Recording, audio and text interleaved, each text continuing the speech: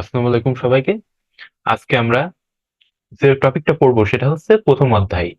তথ্য প্রযুক্তির প্রথম অধ্যায়, সেটা হচ্ছে তথ্য ও যোগাযোগ প্রযুক্তি বিশ্ব ও বাংলাদেশ প্রেক্ষিত। তো এগুলা কি তথ্য ও যোগাযোগ প্রযুক্তির যেটা ভূমিকা, সেটা নিয়ে এই অধ্যায়ে আলোচনা হবে। অর্থাৎ তথ্য ও যোগাযোগ প্রযুক্তির যে পরিসর, এটা জানতে পারবো। তো শুরুতে আমরা এটা দেখে নিব, যে কোনো অধ্যায় পড়তে গেলে শুরুতে আমরা দেখে নিব যে এই অধ্যায় পাঠ শেষে আমরা কি কি জানতে পারবো। নর্মালি একবার দেখে নিব যে বিশ্বগ্রামের ধারণা ব্যাখ্যা করতে পারবো, বিশ্বগ্রাম প্রতিষ্ঠায় তথ্য যোগাযোগ প্রযুক্তির অবদান মূল্যায়ন করতে পারবো, ভার্চুয়াল রিয়েলিটি আর সাথে দেখা যাচ্ছে যে সাম্প্রতিক যে প্রবণতা তথ্য প্রযুক্তির ব্যবহারের, এগুলা জানতে পারবো। সমাজ জীবনে তথ্য যোগাযোগের প্রভাব আর যে নৈতিকতা, এগুলা দেখতে পারবো। তো বিশ্বজ্ঞান যে ধারণাটা, বিশ্বজ্ঞান ধারণা অর্থাৎ বিশ্বকে একটা গ্রামের সাথে তুলনা করা হয়েছে। অর্থাৎ একটা গ্রামের ভিতরে মানুষজন যেমন নিজেদের সাথে খুবই কি দ্রুত যোগাযোগ করতে পারে বা সবকিছু কি কাছাকাছি পায়, এইটা কি একটা গ্রামের যে বৈশিষ্ট্য, ঠিক সেরকম বিশ্বটাও একটা গ্রামের মতো হয়ে গেছে বর্তমানে। কারণ কি, আমরা খুব দ্রুত একে অপরের সাথে যোগাযোগ করতে পারতেছি তথ্য ও প্রযুক্তির যে উন্নতির ফলে, যেমন ইন্টারনেট ব্যবহার করে অথবা মোবাইল ফোন ব্যবহার করে খুব দ্রুত যোগাযোগ করতে পারতেছি। ফলে পুরো বিশ্ব একটা হাতের মুঠোয় এসে গেছে, যেটা একটা ছোট গ্রামের সাথে আমরা তুলনা করতে পারি। তো প্রথম এই ধারণাটা দিছে কে? প্রথম ধারণাটা দিচ্ছে মার্শাল ম্যাকলুহান, যিনি একজন কানাডিয়ান অধ্যাপক, টরন্টো বিশ্ববিদ্যালয়ের ইংরেজি বিভাগের অধ্যাপক ছিলেন এই মার্শাল ম্যাকলুহান। তো মার্শাল ম্যাকলুহান যে দুইটা প্রথম শব্দ ইউজ করছে, সেটা হচ্ছে গ্লোবাল ভিলেজ শব্দের প্রবক্তা মার্শাল ম্যাকলুহান। গ্লোবাল ভিলেজ আর মিডিয়াম অফ দি মেসেজ, এই দুইটা শব্দ প্রবর্তক হচ্ছে মার্শাল ম্যাকলুহান। আর এই দুইটা শব্দ পাওয়া গেছে কোথায়? The Gutenberg Galaxy, the making of typographic man এবং আন্ডারস্ট্যান্ডিং মিডিয়া নামক এই দুইটা যে গ্রন্থ ইনার, তাতে আমরা এই দুইটা শব্দ পেয়েছি। তো এখানে যে ভূমিকা অংশ আছে আমরা সবাই মোটামুটি জানি, এজন্য আমরা এটা পড়বো না। তো দেখি বিশ্বজ্ঞান ধারণা সংশ্লিষ্ট প্রধান উপাদানগুলো, principal components of regarding concept of global village. তো এগুলো আবার কি বিশ্বজ্ঞান ধারণার সাথে সংশ্লিষ্ট উপাদান, অর্থাৎ কি বিশ্বজ্ঞান বা তথ্য ও যোগাযোগ প্রযুক্তিতে যে ডিভাইস গুলা বা যে সকল উপাদান অবদান রাখছে, সেগুলা কি? সেগুলো হচ্ছে হার্ডওয়্যার, সফটওয়্যার আছে, ইন্টারনেট আছে, ডেটা আছে, আর মানুষের সক্ষমতা। কারণ শুধু ডিভাইস বা ইন্টারনেট সংযোগ হলেই হবে না, মানুষের সক্ষমতাও প্রয়োজন। তো এই যে যে বিশ্বজ্ঞান ধারণার সংশ্লিষ্ট প্রধান উপাদান কয়টা? পাঁচটা। সেটা কি? হার্ডওয়্যার, সফটওয়্যার, ডেটা, ইন্টারনেট সংযোগ আর মানুষের সক্ষমতা। তো যোগাযোগ, যোগাযোগ ব্যবস্থায় সব থেকে যে পরিবর্তন আনছে অভূতপূর্ব, সেটা কি? আমাদের গ্লোবাল ভিলেজ। এই যোগাযোগ ব্যবস্থাকে টেলিযোগাযোগ এবং তথ্য যোগাযোগ, ইনফরমেশন কমিউনিকেশন, এই দুই ভাগে ভাগ করা যেতে পারে। অর্থাৎ এই যে দুই প্রকার, আমাদের এই দুই প্রকারটা মনে রাখতে হবে। তো দেখি, এক সময় তার নির্ভর টেলিফোনই ছিল যোগাযোগের একমাত্র মাধ্যম, পরবর্তীকালে তা বেতার। টেলিযোগাযোগ আবিষ্কৃত হওয়ার পর আধুনিক টেলিযোগাযোগ যন্ত্রের মধ্যে telephone, mobile phone, radio, television, walkie talkie ইত্যাদির ব্যবহার সর্বত্র পরিলক্ষিত হয়। তো বেতার অর্থাৎ যে তারবিহীন যোগাযোগ ব্যবস্থার উন্নতির ফলে যা হয়েছে আর কি, এখন দেখবো আমরা ইমেইল। ইমেইলের পূর্ণরূপ কি? ইমেইলের পূর্ণরূপ হচ্ছে ইলেকট্রনিক মেইল। ইমেইলের পূর্ণরূপ হচ্ছে আমাদের আহ ইলেকট্রনিক মেইল। তো ইমেইল কিভাবে তৈরি হয়? ইমেইল ইমেইল হচ্ছে আধুনিক ডাক ব্যবস্থা, যা হার্ডওয়্যার আর সফটওয়্যার সমন্বয়ে তৈরি। আর রেমন্ড টমলিনসন তো হচ্ছে ইমেইলের জনক, আমরা যেটা জানি। তো ইমেইলের সাথে কিন্তু আমরা খুব বেশি ভালোভাবে পরিচিত, সেটা হচ্ছে আমরা যে জিমেইল ব্যবহার করে থাকি, তো এগুলোকে ইমেইলই, অর্থাৎ ইলেকট্রনিক চিঠি যেগুলা। তো কর্মসংস্থান, তো কর্মসংস্থানের ক্ষেত্রে গ্লোবাল ভিলেজ কিভাবে ভূমিকা রাখছে আমাদের? কর্মসংস্থানের ক্ষেত্রে সব থেকে বড় ভূমিকা, আমরা নর্মালি হয়তো আমাদের সেন্সে আসে কি, যে ফ্রিল্যান্সিং সাইট গুলা আছে, তো সেইগুলা আমাদের সেন্সে আসে। তো ফ্রিল্যান্সিং সাইটে যারা কাজ করে তারা খুব ভালোভাবেই পরিচিত কিছু সাইটের সাথে, ওডেক্স আছে, ইল্যান্স আছে, বা ফ্রিল্যান্সার বা ভি ওয়ার্কার, এই যে সাইট গুলা কি, এগুলা ফ্রিল্যান্সিং। ফ্রিল্যান্সিং জিনিসটা কি? অর্থাৎ এটা চুক্তিবদ্ধ কোনো প্রতিষ্ঠানের সাথে চাকরি না, এটা স্বাধীনভাবে যারা অনলাইনে কাজ করে থাকে। এটা হতে পারে আপনার গ্রাফিক্স ডিজাইনের উপরে, অথবা বিভিন্নভাবে মার্কেটিং সাইটে। তো বিভিন্নভাবে মানুষ কাজ করে থাকে কর্মসংস্থানে। আরো একটা আছে, আমরা তো সেটা জানি, সেটা হচ্ছে ই কমার্স।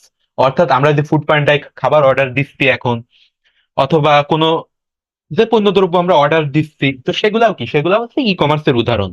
তো ই কমার্স তার প্রকার, সেটা আমরা জানি। দেখি আমরা এখানে যদি প্রকারভেদ পাই, না হলে আমি বলবো সেটা।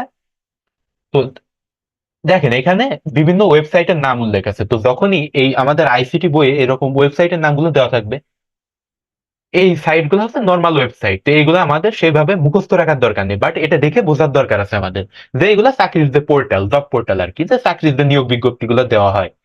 তো অনেক সময় হতে পারে কি ওডেক্স, ফ্রিল্যান্সার বা ইল্যান্স এরকম অপশন দিল, সাথে এই দুইটা দিল, দিয়ে বললো যে এটা এর ভিতরে কোনটা আউটসোর্সিং এর ওয়েবসাইট। তো সেক্ষেত্রে আমরা যদি আগে থেকে জানা থাকে তাহলে আমরা বুঝতে পারবো, তো সেক্ষেত্রে এগুলো আমাদের একটু দেখা উচিত। তো দেখেন এখানেও দিয়ে দিছে যে ফ্রিল্যান্সিং এর যে ওয়েবসাইট গুলোর কথা এখানে বলছে ভালোভাবেই, আপওয়ার্ক, ফ্রিল্যান্স, ব্যালেন্স, ফাইবার, এগুলা বলছে। তো সাথে আমরা আরো কি কি নিতে পারি, আমরা সাথে আরো নিতে পারি, আহ সাথে আমরা নিব কি ওডেক্স, সাথে নিব ওডেক্স, ইল্যান্স বা ফ্রিল্যান্সার আছে বা ভিউ ওয়ার্কার আছে, এগুলাকে নিব, অথবা গুরু আছে। তো এগুলা কি, এগুলা সবগুলো ফ্রিল্যান্সিং সাইট। তো আইসিটি বই তো সবগুলো একরকম না, তথ্য কোনোটাই কম বেশি থাকে, তো এটা আমরা এনসিটিভি করাচ্ছি। তো আমাদের বেশি বেশি জানতে হবে আর কি। এটা কোনো কমপ্লেক্স কোনো টপিক না, এগুলো খুবই সহজ।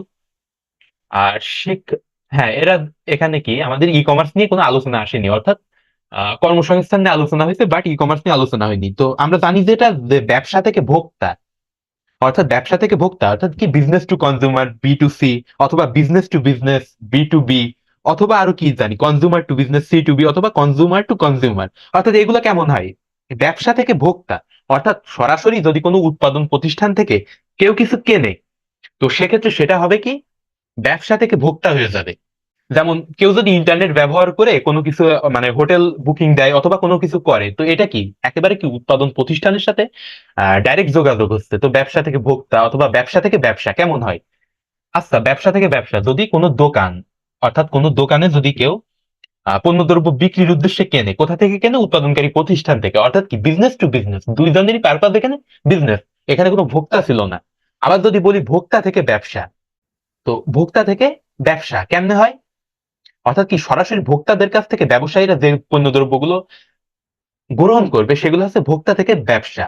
আর ভোক্তা থেকে ভোক্তা অনেক ক্ষেত্রে হয় না, যে মনে করেন কোনো কৃষক কিছু উৎপাদন করলো, সেটা কি, সেটা আবার কোনো ভোক্তা সেটা তা গ্রহণ করলো, তো সেক্ষেত্রে হবে কি ভোক্তা থেকে ভোক্তা এটা হবে। অর্থাৎ কি এখানে কোনো মিডিল ম্যান বা মধ্যস্বত্ব ভোগী ছিল না, তো এটা হবে ভোক্তা থেকে ভোক্তা। তো আমাদের কিছু কনসেপ্ট আর কি শুধু পরিষ্কার থাকা চাই। দেখেন এখানে বলা আছে অনলাইন শিক্ষায় ছাত্রছাত্রীদের শিক্ষাদান করা হয় যার মাধ্যমে, তো গুগল মিট আছে, ওয়েবএক্স আছে, আর আছে কি Facebook Messenger, imo, Skype, WhatsApp, zoom, এগুলা ব্যবহার করে কি সরাসরি লাইভ ক্লাসে পাঠদান করা হয় আর কি। তো জুমটা তো বেশি পরিচিত, গুগল মিট আর জুমটা আমাদের কাছে বেশি পরিচিত। আর আমরা ফেসবুক মেসেঞ্জার বা ইমো, স্কাইপ এগুলো আমাদের পরিচিত, হোয়াটসঅ্যাপ তো এখন খুবই জনপ্রিয়। তো এগুলো আমাদের জাস্ট একটু দেখে রাখতে হবে, এগুলোর সাথে আমরা এমনি পরিচিত আছি, পড়ার কিছু নাই এখানে। তো চিকিৎসা ক্ষেত্রে অনেক উন্নতি হয়েছে, আমাদের যে তথ্য প্রযুক্তির উন্নতির ফলে অনেক যোগাযোগ হয়েছে, কারণ কি আমরা দেখা যায় টেলিমেডিসিন সেবা নিতে পারতেছি অনেক দূরের এক চিকিৎসকের কাছ থেকে, অথবা কি ক্রায়ো সার্জারি ইউজ করতেছি আমরা, প্রযুক্তি বা অনেক টেকনোলজি যা কি এআই ব্যবহার করেও আমরা কাজ করি। তো সেক্ষেত্রে কি চিকিৎসা ক্ষেত্রেও একটা পরিবর্তন আসছে। তো আমরা জাস্ট একটু প্লেন রিড করি কি বলছে আর কি। তো পৃথিবীর অনেক দেশে দুর্গম ও প্রত্যন্ত অঞ্চলে হাসপাতাল, চিকিৎসা সুবিধা, এমনকি ভালোভাবে যাতায়াতের জন্য রাস্তাঘাটও থাকে না। আবার পৃথিবীতে এমন অনেক এলাকা আছে যেখানে চিকিৎসা সেবা পাওয়া তো দূরের কথা, হাসপাতাল দূরে। তো সে সব ক্ষেত্রে মানুষ কি করবে, সেক্ষেত্রে দূরের কোনো বিশেষজ্ঞ বা এক্সপার্ট চিকিৎসকের কাছ থেকে চিকিৎসা সেবা বা পরামর্শ নিয়ে থাকবে। তো চিকিৎসকের পরামর্শ নিয়ে থাকে এই যে ওয়েবসাইট গুলো আমরা দেখি, Teledoc, Maven clinic, I clinic, তো এইগুলো আর কি। 2020 সালে যখন বৈশ্বিক মহামারী বা কোভিড-19 এর প্রাদুর্ভাবের সময় স্বাস্থ্য বিধি সম্পর্কিত পরামর্শ দেওয়ার জন্য বেশ কিছু সুনির্দিষ্ট যে ফোন নাম্বার, এগুলো আমরা প্রচুর ব্যবহার দেখছিলাম তখন, মানে বিভিন্ন হটলাইন চালু হয়েছিল আর কি। তো এখানে দেখি আমরা electronic health card, EHR record ব্যবস্থাপনায় ডেটাবেজে রোগীর সকল তথ্য থাকে। অর্থাৎ কি যখন হেলথ কার্ড, এই হেলথ কার্ডের মাধ্যমে আমরা সবগুলো জানতে পারি যে তার যতগুলো যে বৈশিষ্ট্য সবগুলো আমরা জানতে পারি হেলথ কার্ডের মাধ্যমে। অর্থাৎ সঠিক রোগ নির্ণয় হচ্ছে রোগীর যথাযথ চিকিৎসার পূর্ব শর্ত। বর্তমানে বিশ্বের রোগ নির্ণয়ের ক্ষেত্রে তথ্য ও যোগাযোগ প্রযুক্তি, কৃত্রিম বুদ্ধিমত্তা বা AI, যেটা আর্টিফিশিয়াল ইন্টেলিজেন্স, যথাযথ প্রয়োগ করে সূক্ষ্মভাবে রোগ নির্ণয় সম্ভব। এছাড়াও ইলেকট্রনিক যে হেলথ কার্ড আছে আমাদের, ডেটাবেজে রোগীর সকল তথ্য থাকে। অর্থাৎ কি হেলথ কার্ডের মাধ্যমে কি সকল তথ্য সংরক্ষিত হয়। তো এই ধরনের কাজ করতে যেসব সফটওয়্যার ব্যবহার হয় তার মধ্যে থেরাপি নোটস, EPLC কেয়ার, তারপর নেক্সট জেন, তারপর অ্যাম্বুলেটারি EHR, KR 360, এগুলা ব্যবহার হয়। তো এগুলা কিন্তু বেশ ইম্পর্টেন্ট, আমাদের এই যে সফটওয়্যার গুলা, এগুলোর নাম আমাদের মনে রাখতে হবে। আর গবেষণার ক্ষেত্রে তো বিপুল একটা পরিবর্তন আসছে। বর্তমানে কারণ কি, এই যে আমরা ইন্টারনেটের সাহায্যে যে কোনো তথ্য, আমাদের রিসার্চের ক্ষেত্রে যে সকল তথ্য লাগে আমরা কি যে কোনো ওয়েবসাইট থেকে সেগুলো আমরা পেয়ে যাচ্ছি বর্তমানে। আর এ সময় দেখা যাচ্ছে জার্নাল, গবেষণাপত্র, প্যাটেন্ট একসময় কি অনেক দুর্লভ ছিল, বাট এখন কি আমরা অনেক পিডিএফ পেয়ে যাই, যে কোনো রিসার্চ সংক্রান্ত, অথবা ওয়েবসাইট পেয়ে যাই, অথবা যে কোনো ভিডিও পেয়ে যাই আমরা। তো গবেষণা ক্ষেত্রে সবগুলোই অভূতপূর্ব অবদান রাখছে আর কি। আর অফিস, তো অফিসের ধারণাটাই তো বর্তমানে বদলে গেছে, কারণ কি সবাই তো আর এখন অফিস মানে অফিসে ফিজিক্যালি অ্যাটেন্ড হয় না, দেখা যায় তারা ফ্রিল্যান্সিং করে বা ই কমার্স করে, এখানে তো অফিসের ব্যাপার নাই।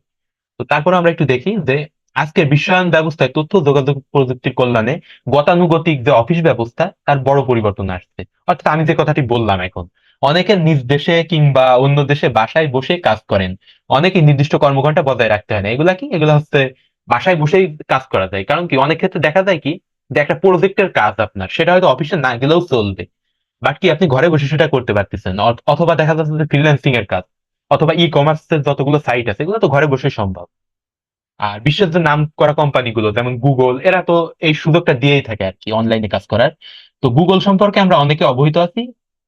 Google drive, office 365, Google docs ইত্যাদি সার্ভিসে আমাদের যাবতীয় ফাইল তৈরি সহ নিরাপত্তার সাথে সংরক্ষণ করতে পারি। তো এই যে গুগল ডিরাইভ, এটা তো আমরা জানি এটা একটা কি ক্লাউড কম্পিউটিং আমাদের। আমরা তো প্রত্যেকে আমাদের যে গুগল ডিরাইভ আছে তাতে আমরা 15 জিবি ফ্রি জায়গা পাই। এটা মাইক্রোসফটের একটা ফ্যাসিলিটি আমাদের। তো আমাদের এরকম খুব সূক্ষ্ম না, সামান্য এরকম কিছু বিষয় আমাদের জানতে হবে আর কি। আর বাসস্থানের ক্ষেত্রে, বাসস্থান হচ্ছে আমাদের আহ মৌলিক চাহিদা যেটা। তো বাসস্থান দেখি আমরা। আচ্ছা, আমরা যে হোম অটোমেশন বা স্মার্ট হোম, এটা তো আমরা জানি। এটা হচ্ছে নেটওয়ার্ক প্রযুক্তি ব্যবহার করে আমাদের কি করা হয়, আমরা দূরবর্তী স্থান থেকে আমাদের ঘরের যে জানালা আটকানো, অথবা কি ঘরে আমাদের কি এসি থাকে না, তো এসি অন অফ করতে পারবো। তো এইগুলা কিসের মাধ্যমে হয়েছে, এগুলো আমাদের হোম অটোমেশন সিস্টেম ব্যবহার করে আমরা এই সুবিধাগুলো বর্তমানে পেয়েছি। তো বাসস্থানের যে ধারণা সেগুলো তো টোটালি বদলে গেছে। যেমন দেখেন রিমোট কন্ট্রোলিং পদ্ধতিতে নিরাপত্তা ব্যবস্থা নিশ্চিতকরণ, অথবা কক্ষের যে তাপমাত্রা হ্রাস বৃদ্ধি করা, অর্থাৎ কি এসি যেটা রিমোটের মাধ্যমে করি, অর্থাৎ ইনফ্রারেডের মাধ্যমে, অথবা লাইটিং সিস্টেম, ঘরে বসেই যে বাজার করা, চিকিৎসা সেবা গ্রহণ। তো বাসস্থানের যে ধারণা টোটাল বদলে গেছে স্মার্ট হোমের মাধ্যমে। দেখেন washing machine, refrigerator, microwave, fire system, shower system, আর পর্দা ওঠানো নামানো, গ্যারেজ সিস্টেম, তো সবগুলাই কি হোম অটোমেশনের আন্ডারে থাকে। স্মার্ট হোম এক ধরনের ওয়ান স্টপ সার্ভিস পয়েন্টের মতো কাজ করে। তো ব্যবসা বাণিজ্য আমরা অলরেডি এটা নিয়ে আলোচনা করে ফেলছি অলরেডি। ব্যবসা বাণিজ্য বলছিলাম, শুরুতে বলছিলাম ই কমার্স। তো ই কমার্স তো বলছিলাম যে B2B and B2C, C2C and C2B যেটা বলছিলাম। তো বি আর সি এর মানেটা মনে রাখলে আপনারা বুঝতে পারবেন নর্মালি, যে বিজনেস টু বিজনেসটা কি কোন জিনিস, অথবা কনজুমার টু কনজুমার কোন জিনিস। যেখানে কোনো মিডল ম্যান থাকবে না সেটা হবে কনজুমার টু কনজুমার। আর বিজনেস টু বিজনেস কেমন, অর্থাৎ মনে করেন আপনি ভোক্তা, আপনি কিন্তু দোকানি যখন কোনো প্রতিষ্ঠান থেকে কোনো পণ্য দ্রব্য ক্রয় করে বিক্রির উদ্দেশ্যে, সেটা হবে কি বিজনেস টু বিজনেস। তো আশা করি বুঝতে পারছেন এটা। আর ই কমার্সে পরিচিত কতগুলো ওয়েবসাইট, www.বিক্রয়.com, এটা তো আমরা জানি যে অনেক ফেমাস কিন্তু এই .com গুলা, অথবা যে দারাজ আছে, আমাদের আলিবাবা আছে, অ্যামাজন আছে। এগুলা কিন্তু পড়া লাগে না, আমরা কিন্তু সবাই এখন পরিচিত এর সাথে।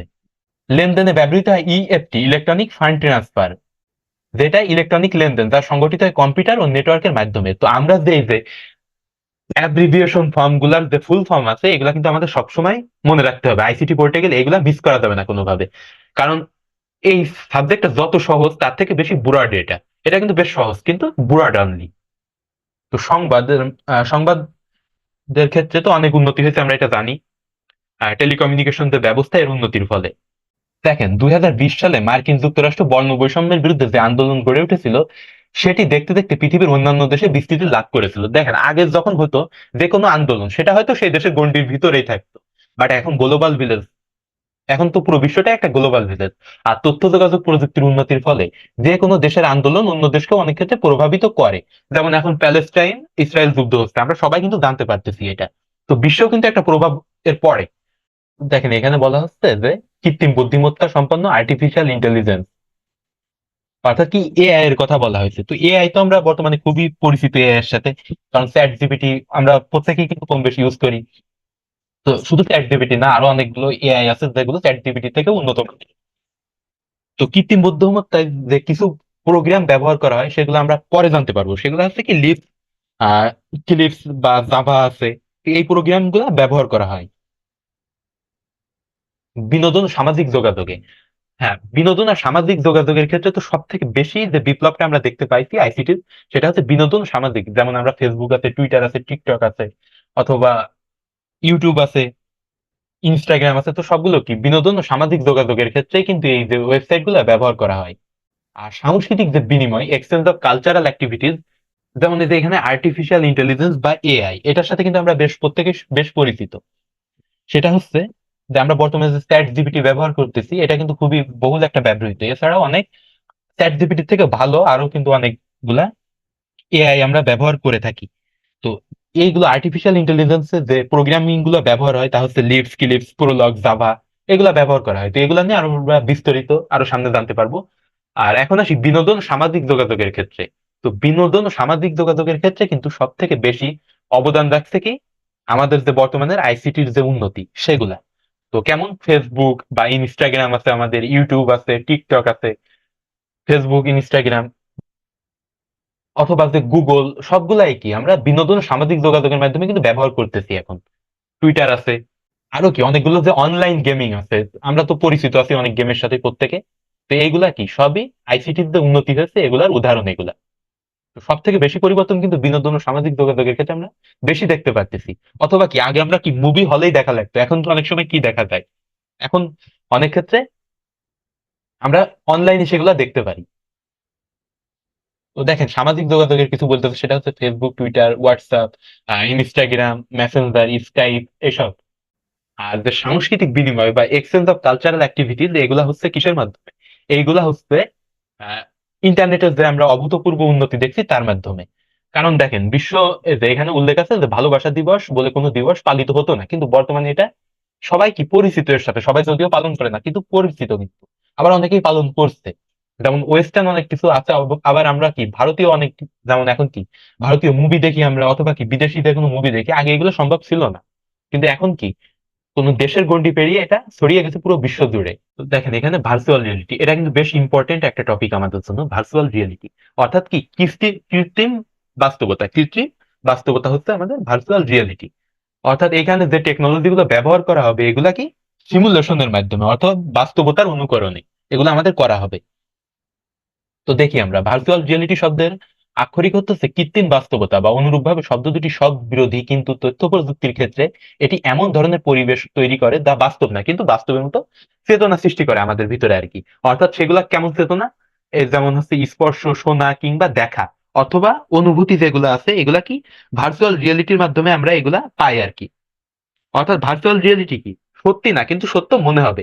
যেমন আমাদের কি হেড মাউন্টেড ডিসপ্লে, আর হাতে যে ডেটা গ্লোভস পরবো আমরা, ডেটা গ্লাভস পরবো হাতে, মাথায় কি হেড মাউন্টেড ডিসপ্লে রাখবো, আর পুরো শরীরে কি বডি স্যুট রাখবো। এর ফলে কি হবে, আমাদের এর মাধ্যমে যেটা আছে আমাদের হ্যান্ড গ্লাভ আছে, এটা কি আমাদের কোনো কিছু স্পর্শের যে অনুভূতি এটা আমাদের দিবে। আর যে হেলমেট থাকবে আমাদের বা চশমা পরা থাকবে, এগুলা দিয়ে আমরা দেখবো যখন তখন মনে হবে আমরা রিয়েল কিছু দেখছি সামনে। তো অনেক সময় হয় না যে অনেকে গেম খেলে, দেখবেন ভার্চুয়াল রিয়েলিটির কিন্তু প্রয়োগ বিমান বাহিনীর লোকেরা করে। এটা হচ্ছে কি পাইলট যারা, তারা বিমানে যে প্রশিক্ষণ নিতে ভার্চুয়াল রিয়েলিটির ইউজ করে। আর উন্নত দেশে যারা গেম খেলে এটা ভার্চুয়াল রিয়েলিটি ব্যবহার করে, ফলে দেখা যায় যে তারা যখন গেম খেলে মনে হয় যে অপোনেন্ট রিয়েল অপোনেন্টের সাথে তারা গেমটা খেলছে। অথবা সামরিক বাহিনীতে যারা স্পেশাল ফোর্স আছে তারাও এটা ব্যবহার করে। তো ভার্চুয়াল রিয়েলিটি হচ্ছে পরিবেশ তৈরির জন্য শক্তিশালী কম্পিউটারে সংবেদনশীল গ্রাফিক্স ব্যবহার করে। সাধারণত গ্রাফিক্স আর ভার্চুয়াল জগতের গ্রাফিক্সের মধ্যে তফাৎ হলো এখানে শব্দ এবং স্পর্শকে যথেষ্ট গুরুত্ব দেওয়া হয়। ব্যবহারকারী যা দেখে, পরিবেশ তৈরির জন্য শক্তিশালী কম্পিউটার সংবেদনশীল গ্রাফিক্স ব্যবহার করে। সাধারণত গ্রাফিক্স আর ভার্চুয়াল জগতের গ্রাফিক্স এর মধ্যে তফাৎ হলো এখানে শব্দ এবং স্পর্শকে যথেষ্ট গুরুত্ব দেওয়া হয়। ব্যবহারকারী যা দেখে এবং স্পর্শ করে তা বাস্তবের কাছাকাছি বোঝানোর জন্য চশমা বা হেলমেট অথবা হ্যান্ড গ্লাভস ব্যবহার করা হয়। তো এই সেমটির পূর্ণরূপ কি হেড মাউন্টেড ডিসপ্লে। তো আমি শুরুতে বলছিলাম না, তো শব্দ শোনার জন্য ওই যে মাথায় থাকে হ্যান্ড মাউন্টেড ডিসপ্লে, এগুলা থাকে আর কি। আর হাতে থাকে হ্যান্ড গ্লাভ, বা পুরো বডিতে থাকে বডি স্যুট। তো এইগুলা কি আমাদের বাস্তব পরিবেশের যে অনুভূতি সেগুলো সৃষ্টি করে আর কি। তো প্রাত্যহিক জীবনে যে ভার্চুয়াল রিয়েলিটির প্রভাব আমরা যা বলছিলাম একটু আগে, তো সেগুলো আমরা দেখবো আর কি। তো ত্রিমাত্রিক পরিবেশে এটা আমাদের মনে রাখতে হবে, 3D, অর্থাৎ কি থার্ড ডাইমেনশনাল 3D যে সিনারিও আমরা সেগুলো দেখতে পাই এতে। আর এখানে দেখবো আমরা সাম্প্রতিক সময়ে অগমেন্টেড রিয়েলিটি নামে ভার্চুয়াল রিয়েলিটি নতুন একটা রূপ জনপ্রিয়তা পেয়েছে। এই যে নামগুলা বলছি আমি পড়ানোর সময়, এগুলো একটু মনে রাখবেন। আর দেখেন, যানবাহন চালানো ও প্রশিক্ষণে, অর্থাৎ আমি যদি বাস্তবের ন্যায় আমি যদি ঘরে বসে অথবা কোনো যন্ত্রের মাধ্যমে, অর্থাৎ না কোনো ড্রাইভিং না করেই যদি সেই সম্পর্কে অভিজ্ঞতা নিতে পারি, তো সেক্ষেত্রে কি ড্রাইভিং ট্রেনিং এ আমাদের এটা কাজ দিবে। তো দেখি, ভার্চুয়াল রিয়েলিটির সবচেয়ে বাস্তবমুখী ব্যবহার হচ্ছে ফ্লাইট সিমুলেটর, যেখানে বৈমানিকেরা বাস্তব আসল বিমান উড্ডয়নের পূর্বেই বিমান পরিচালনায় এটা ব্যবহার করে। হ্যাঁ, আপনাদের তো আমি শুরুতে এটা বলেছি। তো এটা সেটা নিয়ে বলছিল আর কি। তো শিক্ষা আর গবেষণায় দেখি, তো বাস্তব কোনো কাজ করার আগে কম্পিউটারে কৃত্রিমত্তা প্রয়োগ করে যদি সেটা করা যায়, সেটা হচ্ছে সিমুলেশন, অর্থাৎ অনুকরণে কিছু করা, সেটা হচ্ছে সিমুলেশন। তো শিখন শেখানো কার্যক্রমের জটিল বিষয়গুলো ভার্চুয়াল রিয়েলিটির মাধ্যমে মডেলিং তৈরি করে সহজবোধ্য ও চিত্রাকর্ষক ভাবে উপস্থাপন করা যায়। অর্থাৎ বাস্তব না, কিন্তু আমি গ্রাফিক্স এর মাধ্যমে এমন ভাবে দেখাবো, যেমন কোন একটা বিল্ডিং তৈরি করার আগে আমি হয়তো সেটার সম্পর্কে পুরো বাস্তব একটা ভিডিও চিত্র সেটা সম্পর্কে করতে পারবো। অথবা দেখেন, কোন রোগের যদি, অর্থাৎ ডাক্তাররা যদি, অর্থাৎ রিয়েল শরীরে যদি কোনো চিকিৎসা পদ্ধতি না শিখে যদি কৃত্রিম পরিবেশে সেটা শেখে, তো সেটা কি তাদের জন্য আরো বেশি সুবিধাজনক হবে, কারণ কি তারা বারবার সেটা করতে পারবে, ইজিলি সেটা করতে পারবে। তো জটিল অণুর আণবিক গঠন, ডিএনএ গঠন তা কোনোভাবে বাস্তবে অবলোকন করা সম্ভব না, কিন্তু সেগুলা কিসের মাধ্যমে আমরা শিখতে পারবো বা জানতে পারবো? ভার্চুয়াল রিয়েলিটির মাধ্যমে। অথবা চিকিৎসা ক্ষেত্রে দেখেন, চিকিৎসা ক্ষেত্রে যে অপারেশন গুলো শেখার ব্যাপার আছে, জটিল অপারেশন বা কৃত্রিম অঙ্গ প্রত্যঙ্গ সংযোজন, এগুলা যদি আমরা ভার্চুয়াল রিয়েলিটিতেই করে ফেলতে পারি, তো সেক্ষেত্রে এটা আমাদের জন্য এক্সট্রা ফ্যাসিলিটি দেবে। আর সামরিক প্রশিক্ষণে তো আমরা আমরা এগুলো আশা করি সবাই বুঝতে পারছি, কারণ এগুলো নিয়ে শুরুতেই বলে নিয়েছি আমি। তো দেখেন, উৎপাদিত কিংবা প্রস্তাবিত পণ্যের গুণগত মান, গঠন, বিপণন সম্ভাব্যতা যাচাই। তো ব্যবসা বাণিজ্যেও যে ভার্চুয়াল রিয়েলিটির প্রভাব আছে, এটা কিন্তু সব থেকে একটা ইম্পর্টেন্ট পয়েন্ট বলতে পারেন। কারণ যদি বলে ভার্চুয়াল রিয়েলিটির প্রভাবগুলো ক্ষেত্রগুলা কোনগুলা, তো ব্যবসা বাণিজ্য দিয়ে দিল, তখন হয়তো আমরা ভুল করব কি, যে ব্যবসা বাণিজ্য তো না। কিন্তু না, ব্যবসা বাণিজ্যও আছে, কারণ পূর্ব থেকে কোনো কিছুর এক্সপেকটেশন করা, সেটা ভার্চুয়াল রিয়েলিটির মাধ্যমেই সম্ভব। আর আর্টিফিশিয়াল ইন্টেলিজেন্স সম্পর্কে তো আমরা বেশ জেনেছি, এটা হচ্ছে এআই নিয়ে যেটা বলছি শুরুতেই। তো সেটা হচ্ছে আমাদের আর্টিফিশিয়াল ইন্টেলিজেন্স। তো এটা হচ্ছে কৃত্রিম বুদ্ধিমত্তা। এটা কি কৃত্রিম বুদ্ধিমত্তা আমাদের, অর্থাৎ মানুষের বুদ্ধিমত্তাকে কৃত্রিম উপায়ে কম্পিউটারের মাধ্যমে রূপ দেওয়া, অর্থাৎ কোনো যন্ত্রের মধ্যে সেটা দিয়ে দেওয়া, সেটা হচ্ছে আর্টিফিশিয়াল ইন্টেলিজেন্স বা এআই। যেমন শুরুতে তো চ্যাট জিপিটির কথা আমি বলছিলাম। তো দেখেন, চ্যাট জিপিটির যদি আপনি কোনো কিছু বলেন, তো ও ইন্টারনেটে থাকা তথ্যের মাধ্যমে সেগুলো আপনাকে দেওয়ার চেষ্টা করবে, অনেকটা আচরণ করবে কেমন, রিয়েল মানুষের মতো অনেকটা আচরণ করবে, অর্থাৎ আপনি কোনো প্রশ্ন করলে উত্তর দিবে রিয়েল মানুষের মতো। তো এটা কি এআই এর প্রভাব, কারণ আমরা বর্তমানে তো দেখছি যে এআই এর মাধ্যমে সংবাদ পাঠ হচ্ছে, এটা সম্পর্কে তো আমরা জানি। তো এই যে এআই এর যে ধারণা, এটা দিয়ে জন এমসি কার্থি নামে যে একজন ব্যক্তি যে এআই এর ধারণাটা দিয়েছিল, জন এমসি কার্থি নামে একজন ব্যক্তি। তো এআই এর যে প্রধান উদ্দেশ্যগুলা, ঠিক আছে, এআই এর প্রধান উদ্দেশ্যগুলো হচ্ছে কি, রেজনিং বা যুক্তি, অর্থাৎ মানুষের মতো যে যুক্তি বা বিচার শক্তি, এইটারে এখানে গুরুত্ব দেওয়া হয়। ঠিক আছে। আর জ্ঞানের যে রিপ্রেজেন্টেশন করা হয় এখানে, সেটা আমাদের আমাদের যে জ্ঞান আছে ইন্টারনেটে বা যেগুলা এতে দেওয়া হয়েছে ইনপুট, সেগুলারই রিপ্রেজেন্টেশন করা হয়। অথবা যে কোনো যোগাযোগ বা পরিকল্পনা। তো বিভিন্ন ক্ষেত্রে আমরা আর্টিফিশিয়াল ইন্টেলিজেন্সের কিন্তু ব্যবহার দেখতে পাই। অথবা কি আমাদের যে বায়োমেট্রিক্স এর ক্ষেত্রে অনেক সময় আর্টিফিশিয়াল ইন্টেলিজেন্সের ব্যবহার হয়। তো বায়োমেট্রিক্স তো আমরা জানি, ফিঙ্গারপ্রিন্ট প্রযুক্তি অথবা কি আইরিশ রেটিনা স্ক্যান, এগুলো আর কি। তো আমাদের মনে রাখতে হবে কৃত্রিম বুদ্ধিমত্তার যে প্রোগ্রামিং ভাষাগুলো ব্যবহার করা হয়, ওইগুলোর নাম মনে রাখতে হবে। দেখি আমরা আছে কিনা সেগুলো। হ্যাঁ, দেখেন আছে। তো কৃত্রিম বুদ্ধিমত্তা প্রয়োগের ক্ষেত্রে সি বা সি প্লাস প্লাস, অর্থাৎ সি আর সি প্লাস প্লাস এর পার্থক্য কি, এটা হচ্ছে প্রোগ্রামিং ভাষা। এটা আমরা পঞ্চম অধ্যায়ে যখন যাবো তখন এটা বুঝতে পারবো। তো সি আর C plus plus, C plus plus হচ্ছে সি এর থেকে উন্নত। আর জাভা, এটা তো আমরা জানি প্রোগ্রামিং ল্যাঙ্গুয়েজ। এগুলো হচ্ছে কি ম্যাথল্যাব, পাইথন, প্রোলগ, ক্লিপস, লিপস। তো এইগুলা জাস্ট এগুলা মনে রাখলে আমাদের হবে। তো এইগুলা থেকে বেশি আসবে না আশা করি। তো এগুলা কৃত্রিম বুদ্ধিমত্তা প্রয়োগের ক্ষেত্রে ব্যবহার হয়। এই যে প্রোগ্রামিং ল্যাঙ্গুয়েজ গুলা, এই যে 5 অধ্যায় আমাদের সি প্রোগ্রামিং এর উপরে যে 5 অধ্যায় আছে আমাদের, তো এটা তো আমরা বুঝতে পারবো, তখন খুব ভালোভাবে বুঝতে পারবো। আপাতত আমরা এগুলা মুখস্থ রাখবো। আর দেখেন, এখানে বলছে আর্টিফিশিয়াল ইন্টেলিজেন্স কিভাবে কাজ করে। ওই যে শুরুতে আমি বলছিলাম আপনাদের যে রেজনিং অথবা কি প্ল্যানিং অথবা কমিউনিকেশন অথবা কি ওই যে বায়োমেট্রিক্স এর ক্ষেত্রে, তো আমরা দেখি কিভাবে কাজ করে। দেখেন, সবগুলোর ব্যাখ্যা খুব সুন্দরভাবে এখানে দেওয়া আছে আর কি। তো কম্পিউটার ভিশন, ন্যাচারাল ল্যাঙ্গুয়েজ ইত্যাদি, স্পিচ প্রসেসিং ইত্যাদি মেশিন লার্নিং এর কাজ, হচ্ছে এমন ভাবে কম্পিউটারকে প্রশিক্ষণ দেওয়া যেন সে কোনো সিস্টেম সম্পর্কে বিভিন্ন নিয়ম নিজেই শিখতে পারে এবং নিজের ভুল থেকে শিক্ষা নিয়ে তা কাজে লাগাতে পারে। তো এটা কি এআই বর্তমানে এই কাজটাই করছে। তো রোবোটিক্স হচ্ছে আর্টিফিশিয়াল ইন্টেলিজেন্স কে কাজে লাগানো হয়। তো আমরা এখন দেখবো। তো দেখেন এখানে আপনি পাবেন যে কম্পিউটার, এই যে ডিপ মেশিন লার্নিং বা ডিপ লার্নিং এর কথা, এটার ব্যাখ্যা পাবেন এই লাইনে। দেখেন যে স্পিচ প্রসেসিং ইত্যাদি মেশিন লার্নিং এর কাজ হচ্ছে এমন ভাবে কম্পিউটারকে ট্রেনিং দেওয়া যেটা হচ্ছে কোন সিস্টেম সম্পর্কে বিভিন্ন নিয়ম নিজেই শিখতে পারে আর নিজের ভুল থেকে নিজে শিক্ষা নিতে পারে। তো এটা আমরা ডিপ লার্নিং জিনিসটা পেয়ে গেলাম এখন। তো এর পরবর্তী লাইন হচ্ছে আমাদের কি এনএলপি বা অনুবাদ বা তথ্য সমন্বয়, অর্থাৎ যে ট্রান্সলেট করার যে ক্ষমতা বা বোঝার ক্ষমতা, এইটা নিয়ে বলা হচ্ছে। তো এখানে দেখেন রোবোটিক্স হচ্ছে আর্টিফিশিয়াল ইন্টেলিজেন্স কাজে লাগিয়ে একটি রোবট বা যন্ত্রকে স্বয়ংক্রিয়ভাবে কাজ করানোর বিদ্যা। ন্যাচারাল ল্যাঙ্গুয়েজ প্রসেসিং দ্বারা মানুষ সচরাচর যেসব ভাষা ব্যবহার করে, যেমন বাংলা, ইংরেজি, আরবি, এসব ভাষার কম্পিউটারের তথ্য আদান প্রদান করার ব্যবস্থা করা হয় আর কি।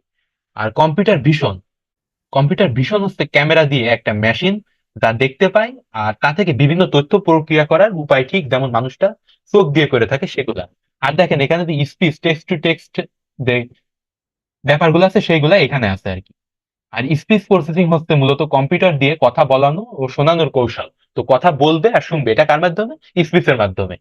আর আর্টিফিশিয়াল ইন্টেলিজেন্সের কাজে ব্যবহার করার জন্য বিজ্ঞানী ও প্রযুক্তিবিদরা নানা ধরনের পদ্ধতি আবিষ্কার করেছে। তার মধ্যে জনপ্রিয় বহুল ব্যবহৃত হচ্ছে নিউরাল নেটওয়ার্ক, যা কিছুটা মানুষের মস্তিষ্কের মতো কাজ করে।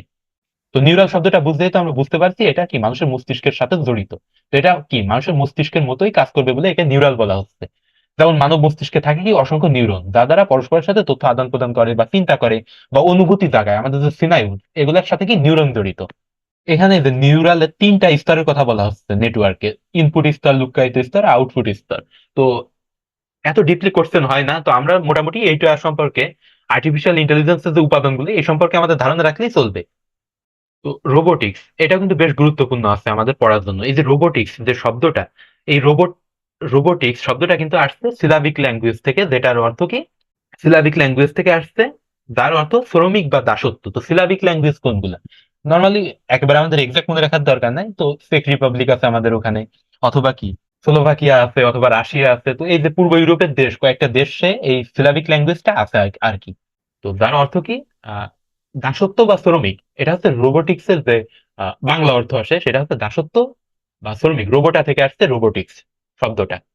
তো রোবোটিক্স কাকে বলা হয়? প্রযুক্তির যে শাখায় আহ রোবটের যে ডিজাইন, গঠন, কাজ আর ব্যবহার নিয়ন্ত্রণ করা হয়, এগুলো হচ্ছে রোবোটিক্স। তো রোবট বলতে কি একটা সে কি মানুষের মতোই হতে হবে সবসময়? না। রোবট যে সবসময় মানুষের মতো হবে এমন না। তো অনেকগুলো যে আমাদের ইন্ডাস্ট্রি আছে সেগুলাতে কি গাড়ি বানানোর কাজ করছে অনেক ক্ষেত্রে, তো এগুলা কিন্তু রোবট আছে আর কি সেগুলা।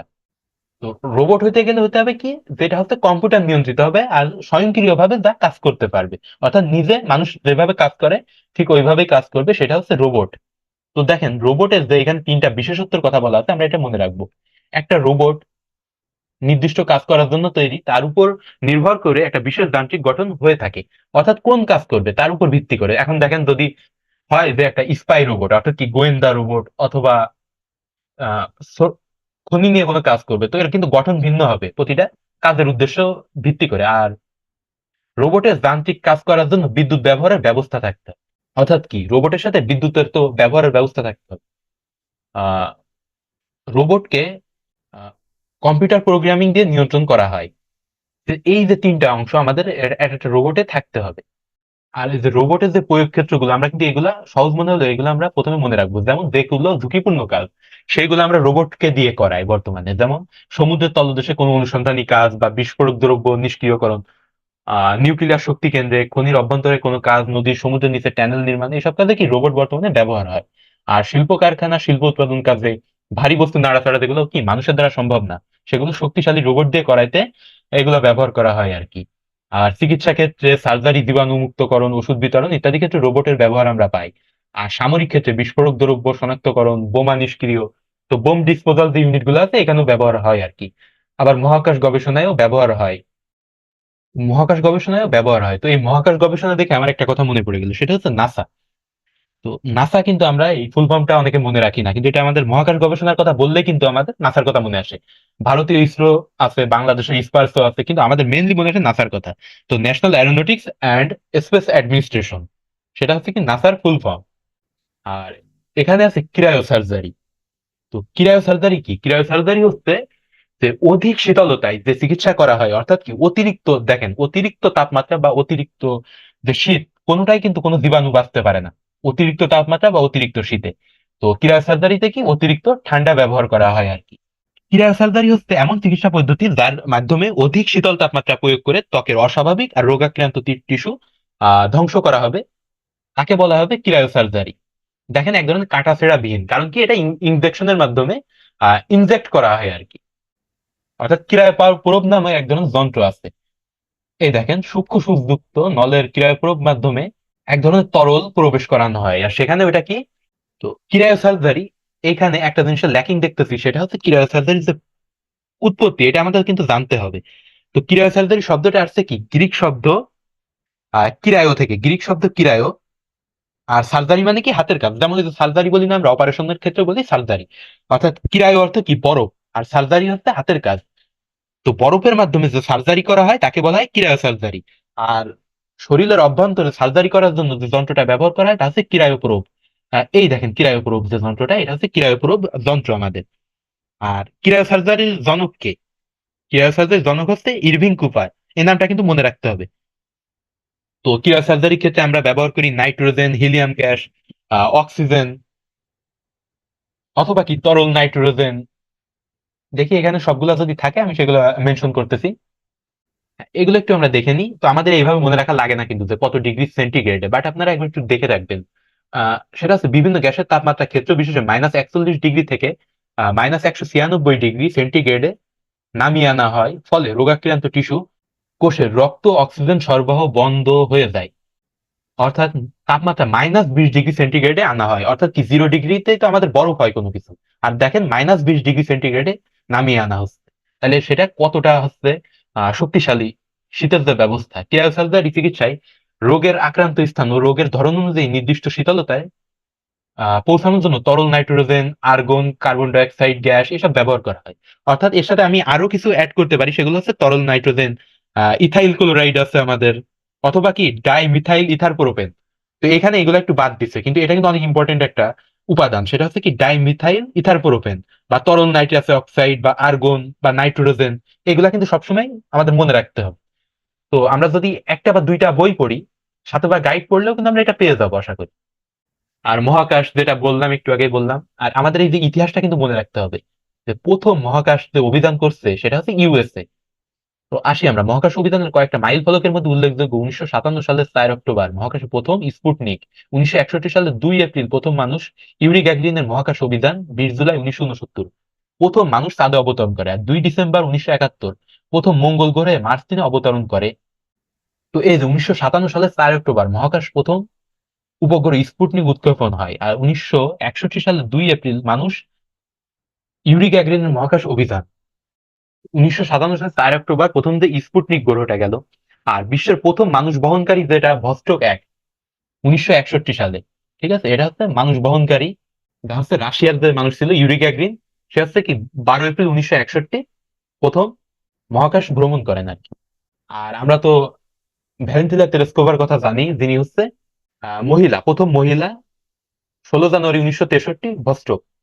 হ্যাঁ, তো আমাদের মহাকাশ অভিযানের কয়েকটি মাইল ফলকের মাঝে উল্লেখযোগ্য হলো 1957 সালের 4 অক্টোবরে মহাকাশে প্রথম উপগ্রহ স্পুটনিক উৎক্ষেপণ হয়। আর 1961 সালের 2 এপ্রিল, অর্থাৎ কি প্রথম যে নভোযানটা মানুষ নিয়ে গেছিল সেটা কি রাশিয়ার ইউরি গ্যাগরিন মহাশূন্যে ভ্রমণ করে ভস্টক 1-এ চড়ে। আর 20 জুলাই 1969 প্রথম মানুষ চাঁদে অবতরণ করে। তো এই যে ইতিহাসটা আমাদের এগুলা বেশ ভালোভাবে মনে রাখতে হবে। তো দেখেন এখানে বলতেছে যে এর ভেতর চাঁদে অবতরণ এবং স্পেস শাটলের উৎক্ষেপণ ছিল মার্কিন যুক্তরাষ্ট্রের, বাট এই যে স্পুটনিক যে গ্রহ, শুরুতে যে স্পুটনিক গ্রহ পাঠাইছে, অথবা প্রথম নভোযানে যে ইউরি গ্যাগরিন গিয়েছিল মহাকাশে গিয়েছিল, তো এইগুলা কি, এগুলা হচ্ছে সোভিয়েত ইউনিয়নের তৎকালীন, বাট এখানে কি চাঁদে অবতরণ প্রথম করে ইউএস। আর স্পেস শাটলের উৎক্ষেপণ এটা ইউএস এর, বাদ বাকিগুলো তৎকালীন সোভিয়েত ইউনিয়নের আন্ডারে চলে।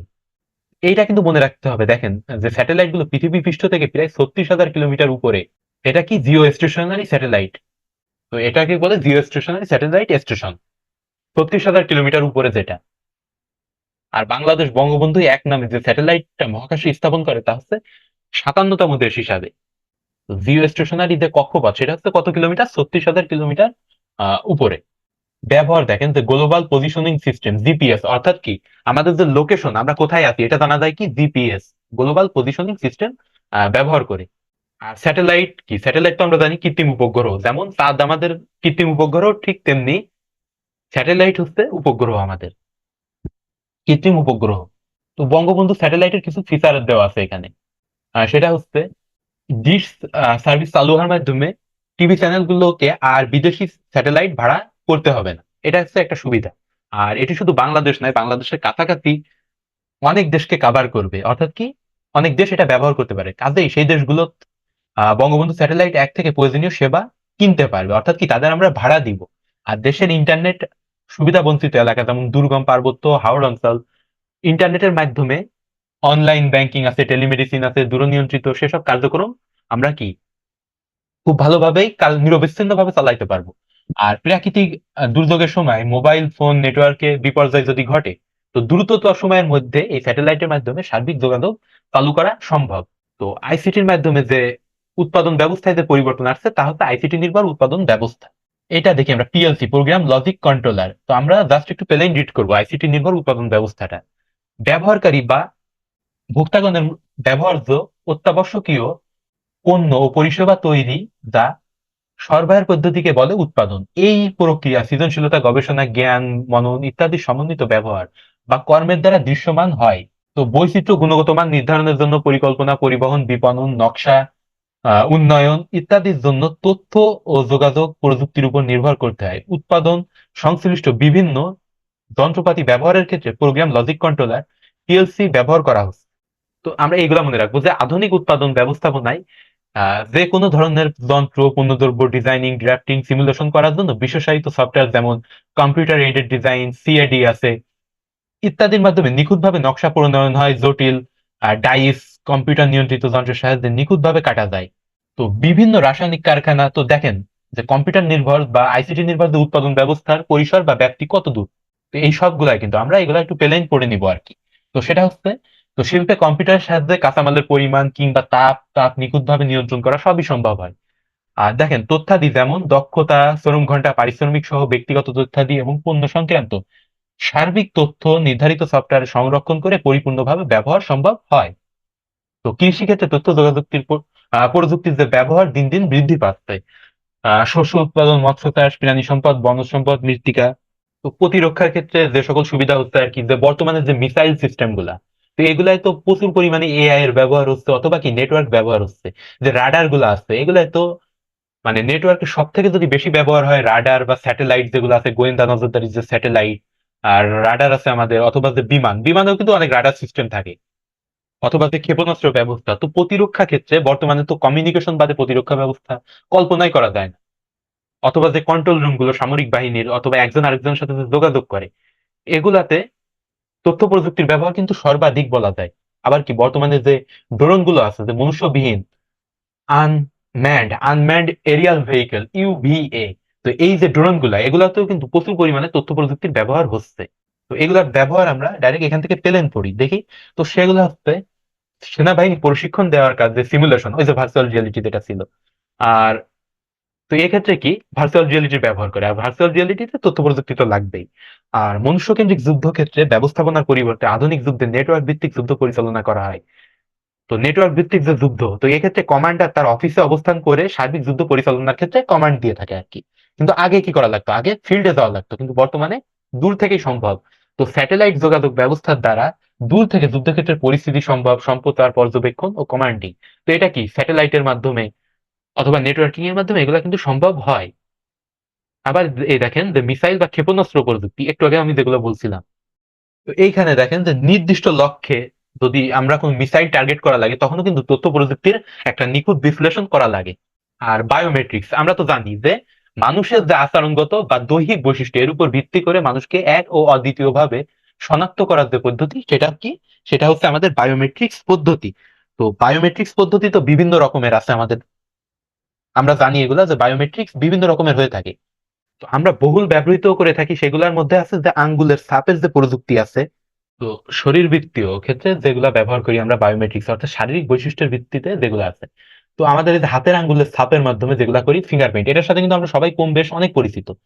তো ফিঙ্গারপ্রিন্ট প্রথম যে শনাক্ত করে সে হচ্ছে কি, সে হচ্ছে খুলনার একজন ব্যক্তি, বাংলাদেশের কাজী সৈয়দ মুহাম্মদ আজিজুল হক, বাট স্বীকৃত হচ্ছে হেনরি।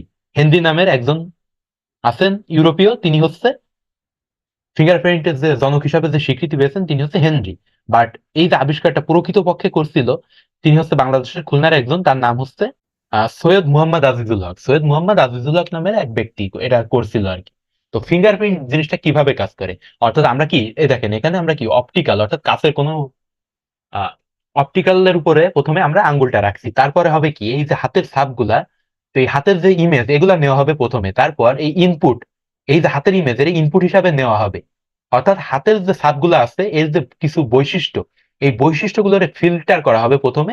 ফিল্টার করার পরে এই যে বৈশিষ্ট্যগুলারে এনক্রিপ্টেড করে বাইনারি বা নিউমেরিক ভাবে এগুলাকে সংরক্ষণ করা হবে কম্পিউটারের ভিতরে, সংরক্ষণ করা হবে। আর পরবর্তীতে অর্থাৎ কি এই যে বাইনারি কোড আকারে আমি যেগুলো সংরক্ষণ করব, পরবর্তীতে যখন আমি আবার সেই হাতের আঙ্গুলের ছাপ নেওয়া হবে তখন কি করা হবে, আবার ওই হাতের যে বৈশিষ্ট্য সেটাকে ম্যাচ করে দেখা হবে, মানে আবার সেম ভাবে ম্যাচ করে দেখা হবে যে মেলে কিনা বৈশিষ্ট্য। এইভাবে আর কি কাজ করে ফিঙ্গারপ্রিন্ট যে পদ্ধতিটা।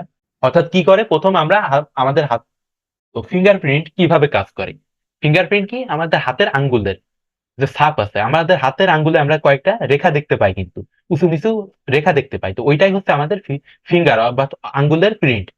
তো ফিঙ্গারপ্রিন্ট যখন করা হয় তখন এই যে বায়োমেট্রিক্স পদ্ধতিতে প্রথম হাতের আঙ্গুলটা কোনো একটা অপটিক্যাল বা কাচের উপর রাখা হয়, তারপরে আমাদের যে হাতের যে ইমেজ আছে তো সেটারে কি করা হয়, সেটারে ফিল্টার করা হয় প্রথমে।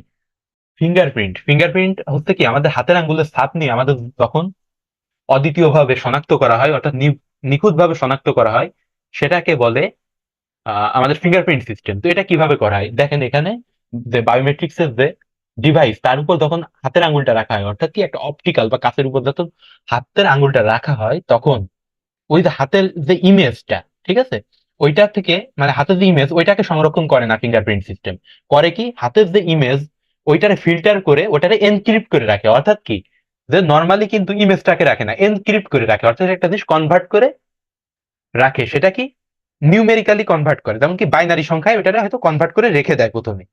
পরবর্তীতে যখন, আর এক্ষেত্রে একটা সুবিধা হয় কি যে এই যে এনক্রিপ্ট করে যে রাখা হলো বাইনারি কোডটা, ঠিক আছে, তো পরবর্তীতে এইটারে ফিঙ্গারপ্রিন্ট সিস্টেম অ্যালগোরিদম করে পুনরায় ইমেজে রূপান্তর করতে পারে না, ফলে কি, ফলে আমাদের সেফটিটা বজায় থাকে আর কি। তো এর মাধ্যমে কি নকল করা কোনো প্রকার সম্ভব হয় না। তো পরবর্তীতে কিভাবে এটার সাথে মিলানো হয়, পরবর্তীতে যখন কেউ হাতের আঙ্গুল দেয় তখন সেম ওইভাবে কোডের সাথে মিলাই দেখা হয়। আর হাতের রেখা শনাক্তকরণ এটা একটু বেশি সহজ আছে, কারণ কি এতে হাতের আকার, পুরুত্ব, হাতের রেখার বিন্যাস এগুলোর বিশ্লেষণ করে তারপরে নিরাপত্তা নিশ্চিত করা হয়।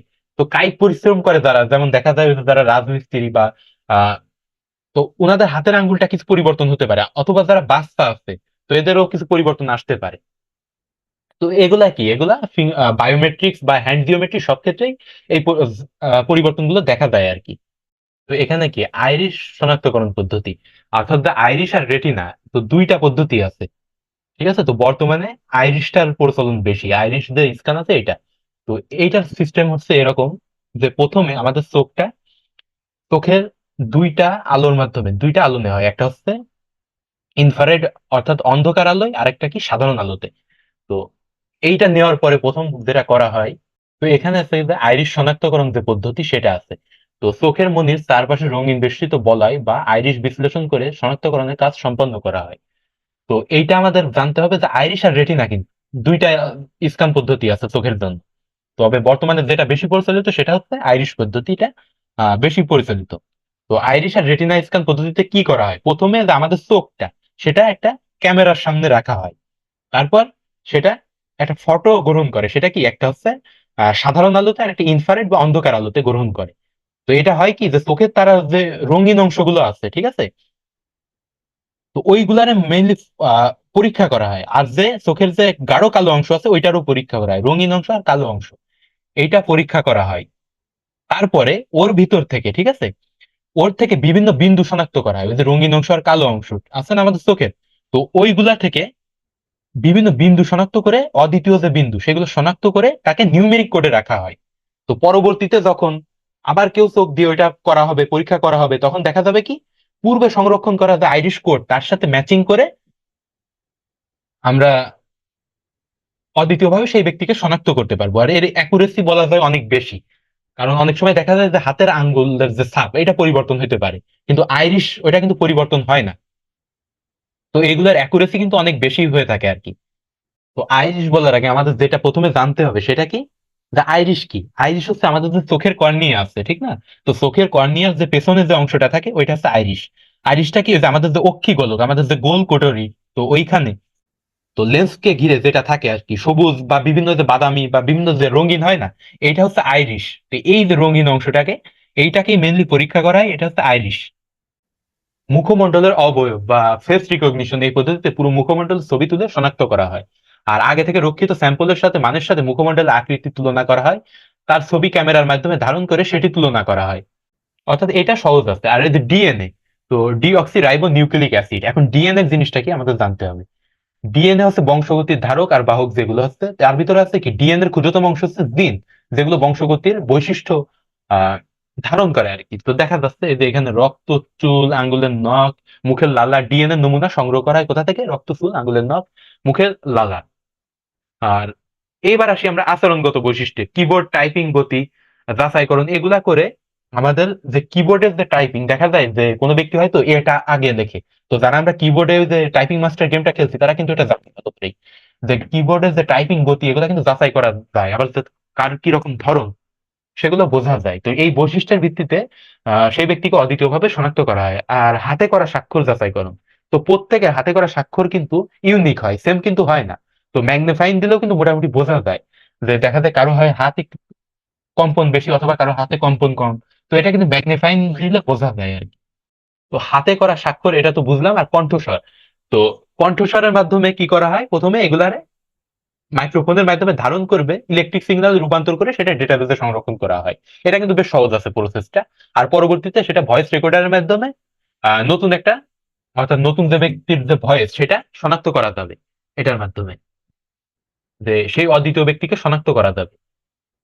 এইটার কিন্তু অ্যাকুরেসি কম, কারণ কি ভয়েস কিন্তু চেঞ্জ হয়ে যেতে পারে, কারো ঠান্ডা লাগলে চেঞ্জ হতে পারে, বা বয়স বাড়ার সাথে সাথে একটু চেঞ্জ হতে পারে। তো বায়ো ইনফরমেটিক্স কি নিয়ে কাজ করে, অর্থাৎ কি এটা জৈবিক ডেটার সমাহার। অর্থাৎ আমাদের যে জৈবিক অর্থাৎ শরীরবৃত্তীয় যে সকল ডাটা আছে সেইগুলো নিয়ে এটা রিসার্চ করে। তো বায়ো ইনফরমেটিক্স জীব বিজ্ঞান, কম্পিউটার সায়েন্স, ইনফরমেশন থিওরি, গণিত আর পরিসংখ্যানের সমন্বয়ে গঠিত। অর্থাৎ এগুলা বায়ো ইনফরমেটিক্স কাজ করে কি নিয়ে, তাহলে এখানে যা পাওয়া গেল তা হচ্ছে কম্পিউটার প্রযুক্তি, ইনফরমেশন থিওরি আর গাণিতিক জ্ঞানের সমন্বয় করে জৈবিক ডেটা সমূহ নিয়ে কাজ করে। অর্থাৎ জীববিজ্ঞানের যেমন দেখা যায় যে ডেটাবেস, অ্যালগোরিদম বা পরিসংখ্যান, তো সবকিছু নিয়ে কাজ করে কি এই বায়ো ইনফরমেট্রিক্স। আর বিভিন্ন যে জটিল রোগের যে কারণ শনাক্তকরণ, অর্থাৎ জৈবিক যে ক্রিয়া বিশ্লেষণ করে বিভিন্ন জটিল রোগের কারণ বিশ্লেষণ, তো এইগুলা বায়ো ইনফরমেট্রিক্স এর মাধ্যমে করা যায় আর কি। তো আমরা দেখি আণবিক জীববিদ্যা ও মেডিসিন ডেটা উৎস বিশ্লেষণের কাজ করে। আর ডেটাবেস নিরাপদ ডেটা সংরক্ষণ, অর্থাৎ কি চারটা পদ্ধতি, ভিন্ন ভিন্ন পদ্ধতিতে কাজ করে, সেটা কি আণবিক জীববিদ্যা ও মেডিসিন। আর ডেটাবেস প্রোগ্রাম উপাত্ত বিশ্লেষণ করে অ্যালগোরিদম, যার মাধ্যমে বায়োইনফরমেটিক্স কঠোরভাবে সুনির্দিষ্ট করা হয়। আর গণিত আর পরিসংখ্যান এর সাহায্যে সম্ভাব্যতা যাচাই করা হয়। দেখেন আমি শুরুতে যেগুলো বললাম আর কি, বায়োইনফরমেটিক্স এর ব্যবহারগুলো আমরা এখন একটু দেখে নিই, এগুলো কিন্তু ইম্পর্টেন্ট আছে। তো মূলত জৈবিক পদ্ধতি বিশ্লেষণ সম্পর্কে সম্যক এবং সঠিক ধারণা অর্জন করার ক্ষেত্রে বায়োইনফরমেটিক্স ব্যবহার হয়। আর এই জৈবিক তথ্য হিসাব নিকাশ এবং এ সম্পর্কিত যাবতীয় সমস্যার সমাধানে কম্পিউটার প্রযুক্তির ব্যবহারও অপরিহার্য। জিনোম সিকোয়েন্স, প্রোটিন সিকোয়েন্স ইত্যাদির ক্ষেত্রে বায়োইনফরমেটিক্স ব্যবহার করা হয়। আর এটা কি বায়োইনফরমেটিক্স হচ্ছে জৈবিক ডেটার সমাহার, যেটা বললাম আর কি। তো জৈবিক ডেটা নিয়েই কাজ করে, ডেটাগুলো কেমন হবে, জৈবিক ডেটা হবে। আচ্ছা, তো আমরা কি জৈবিক ডেটা সম্পর্কে জানি? ডেটা এক জিনিস আর ইনফরমেশন আর এক জিনিস। তো ডেটা কিন্তু বিভিন্ন প্রকার হয়ে থাকে, তো আমাদের এগুলা কিন্তু জানা দরকার। তো ডেটা হচ্ছে বিভিন্ন প্রকার হতে পারে, সেটা হতে পারে নিউমেরিক অথবা নন নিউমেরিক ডেটা হতে পারে। তো নিউমেরিক আছে কি পূর্ণ সংখ্যা, ভগ্নাংশ সংখ্যা, এগুলা কি নিউমেরিক। তো 1 2 3 4 এটা যদি বলি তাহলে এটা হবে আমার পূর্ণ সংখ্যা বা ইন্টিজার, দ্বারা আমরা বলতে পারবো। আবার আমি যদি বলি ভগ্নাংশ সংখ্যা 2.5, তো এইগুলা কিন্তু ভগ্নাংশ বা ফ্লোটিং পয়েন্ট আর কি যাকে বলে। এছাড়াও আছে কি ক্যারেক্টার। তো নন নিউমেরিকের ভিতরে আসে কারা? স্ট্রিং, ক্যারেক্টার, এগুলা। তো ক্যারেক্টার কোনগুলা? ABCD, অ আ ক খ, এগুলো হচ্ছে ক্যারেক্টার। আর স্ট্রিং বোঝাবে যে এই যে অ আ ক খ এগুলো সমন্বয়ে যে যখন শব্দ হবে তখন সেটা হবে স্ট্রিং। যদি বলি যে যদি বলি কারণ নাম, তো সেক্ষেত্রে দেখা যাবে সেটা, যদি আমি বলি পাখি, তো সেক্ষেত্রে ওইগুলো হবে কি স্ট্রিং হবে ওইগুলা। তো এই যে ভাষা, এগুলা কি স্ট্রিং ডেটার উদাহরণ হবে। তো নিউমেরিক আর নন নিউমেরিক ডাটা আছে। আর ইনফরমেশন কখন হবে? তো এই যে স্ট্রিং গুলা বা ডেটা গুলা যখন, তো ডেটা আমরা যখন নর্মালি হচ্ছে ডেটা গুলা আলাদা করে বলবো, যদি আমি বলি একজনের নাম, ফলাফল বা তারিখ, এগুলা যদি আলাদা আলাদা করে বলি তো এগুলা কোনো ইনফরমেশন প্রকাশ করবে না। বাট আমি যখন একসাথে করে বলবো যে তার রোল এত, নাম এত, আর রেজাল্ট এত, তাইলে কি এটা কি একজন সম্পর্কে টোটাল ইনফরমেশন দিচ্ছে। বাট আমি যদি ওইগুলা একসাথে না বলি, মানে অর্ডারে না বলে যদি আলাদা আলাদা কমা করে দিয়ে বলি যে নাম বললাম, তারপর রেজাল্ট বললাম, রোল বললাম, তাইলে কিন্তু এটা ডেটা হবে। বাট ইনফরমেশন হবে যখন একজন সম্পর্কে, মানে কি সুশৃঙ্খল ভাবে অর্থবহ তথ্য দিবে, তখন হবে সেটা ইনফরমেশন। আর ডেটা হবে কখন? প্রসেসিং এ ব্যবহৃত যে কাঁচামাল গুলা, অর্থাৎ যে নামগুলা বললাম, রোল নাম্বার বললাম, এগুলো আলাদা আলাদা ভাবে এগুলা ডেটা। আর জেনেটিক ইঞ্জিনিয়ারিং অর্থাৎ কি, শুরুতে বললাম না যে ডিএনএর ভিতরে থাকে আমাদের জেনেটিক, যেগুলো হচ্ছে আমাদের বংশগতির ধারক আর বাহক, সেগুলা কি আমাদের জেনেটিক। জেনেটিক হচ্ছে আমাদের বংশগতির ধারক আর বাহক। তো এই যে জেনেটিক ইঞ্জিনিয়ারিং, এইটা করা হয়। তো জেনেটিক ইঞ্জিনিয়ারিং অর্থাৎ কি, ডিএনএর যে ক্ষুদ্র অংশ সেটা হচ্ছে জেনেটিক। তো আমরা জানি কোষ, আমাদের শরীরে কি থাকে? কোষ থাকে আমাদের শরীরে। তো প্রাণী বা উদ্ভিদের শরীরের যে ক্ষুদ্রতম একক সেটা হচ্ছে কি কোষ। কোষের কেন্দ্রে কি থাকে আমাদের? কোষের কেন্দ্রে থাকে এই যে নিউক্লিয়াস।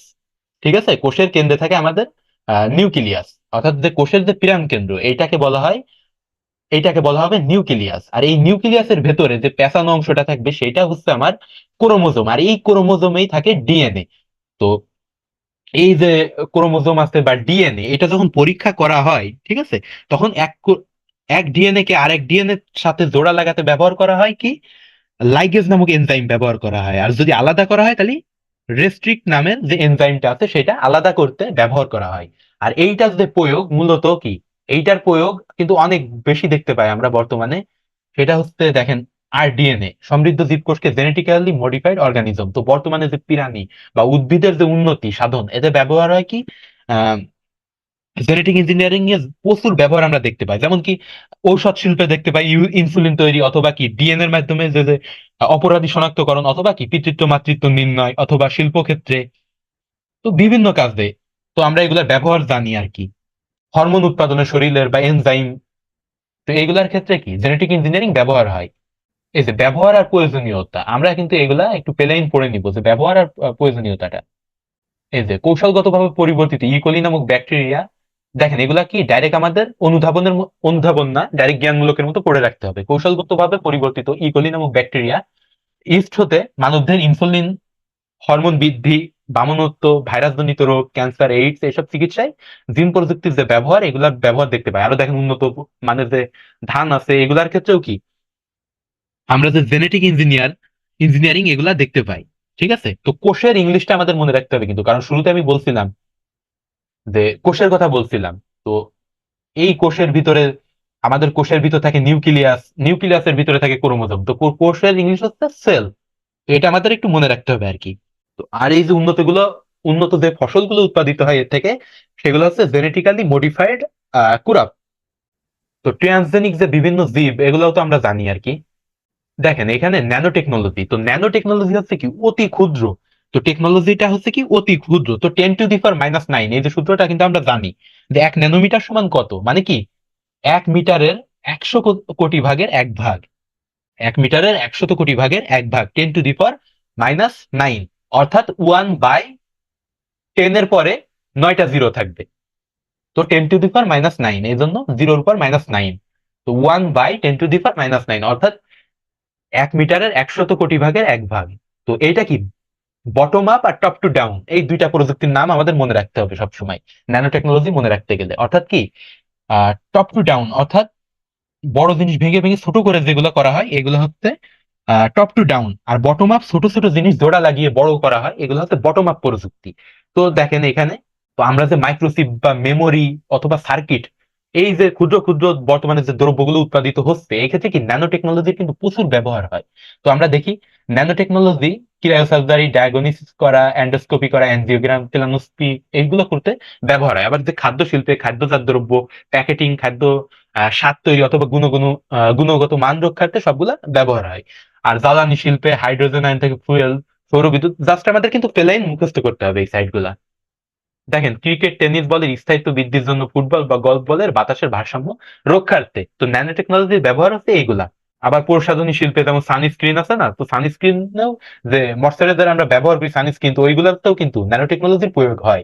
বায়ু দূষণ, তো এই যে প্রয়োগ ক্ষেত্রগুলো খুব ভালোভাবে আমাদের মনে রাখতে হবে। তো তথ্য প্রযুক্তির ব্যবহারে কিছু নৈতিকতা আছে আমাদের, ঠিক আছে, যে 10টা এথিক্স বা নৈতিকতা, এগুলো কিন্তু খুব গুরুত্বপূর্ণ।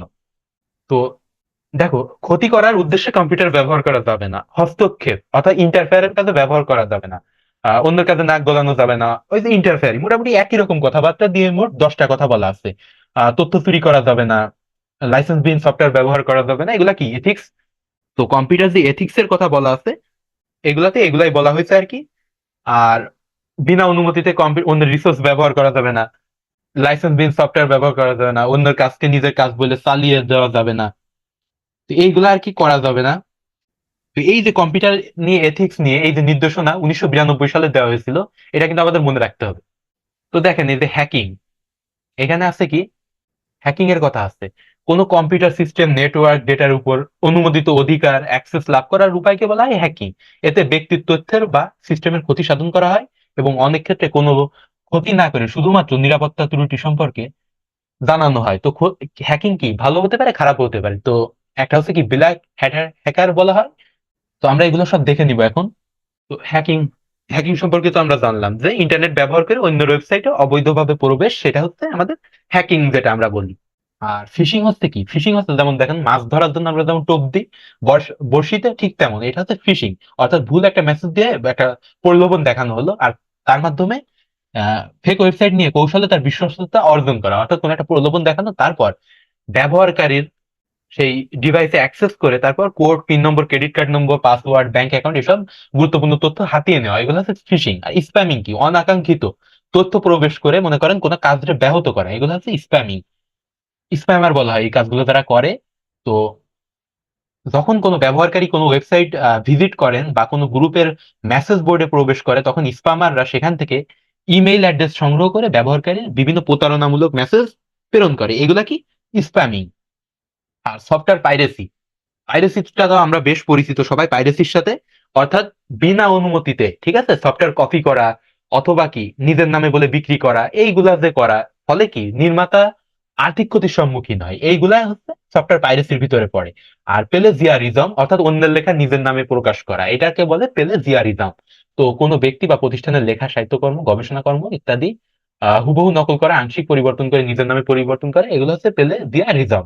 তো সাইবার যে আইনটা, আমরা এগুলো ভালো করে পড়ে নিব। তো আমাদের দেশে 2006 সালে প্রণীত তথ্য ও যোগাযোগ প্রযুক্তি আইনের 57-এর এক ধারা মতে এই যে এই সেকশনটা আমাদের এগুলো মনে রাখা দরকার। যেহেতু আমরা নাগরিক হিসেবে আমাদের আইনগুলা যদি থাকে কোথাও, এগুলো আমাদের মনে রাখা দরকার। আরো দেখেন পর্নোগ্রাফি আইনে 2012-তে বর্ণিত হয়েছে, কোনো ব্যক্তি ইন্টারনেট বা ওয়েবসাইট বা মোবাইল ফোন বা অন্য কোনো ইলেকট্রনিক ডিভাইসের মাধ্যমে পর্নোগ্রাফি যদি সরবরাহ করে, তাহলে 5 বছরের সশ্রম কারাদণ্ড, 2 লক্ষ টাকা জরিমানা। তো এইগুলা কিন্তু খুব ভালোভাবে আমরা মনে রাখবো সবগুলা। তো এই যে কখন এই দোষী সাব্যস্ত হবে, তো ডিজিটাল নিরাপত্তা আইনের যে কথাগুলো বলা হয়েছে, এগুলো আমরা খুব ব্যাখ্যামূলক ভাবে পড়বো আর কি। প্রযুক্তি মোড়লদের বিরুদ্ধে যে শুনানি নিয়ে এখানে কথা বলা হচ্ছে, তো আমরা একটু প্লেন এটা রিড করবো। আমরা যখন সাইবার ক্রাইম নিয়ে কথা বলি, তখন সবসময় ব্যক্তিগত অপরাধ কিংবা ছোটখাটো অপরাধ, সংগঠনের অপরাধ নিয়ে কথা বলি, কিন্তু আমরা অনেকেই তো জানি না যে সারা বিশ্বে সর্বশ্রেষ্ঠ সফটওয়্যার কোম্পানিগুলো অনেক বড় বড় অপরাধ করে শুধু দোষী সাব্যস্ত হয়নি, এর জন্য শাস্তি ভোগও করছে। যেমন দেখি, ব্যক্তিগত তথ্য ক্যামব্রিজ অ্যানালিটিক্যালকে রাজনৈতিক উদ্দেশ্যে ব্যবহার করতে গিয়ে অনেক বড় অপরাধ করেছিল। কে? ফেসবুক। তার ব্যবহারকারীদের ব্যক্তিগত তথ্য ক্যামব্রিজ অ্যানালিটিক্যালকে রাজনৈতিক উদ্দেশ্য ব্যবহার করতে দিয়ে, তাহলে ক্যামব্রিজ অ্যানালিটিক্যালকে দিছিল ফেসবুক।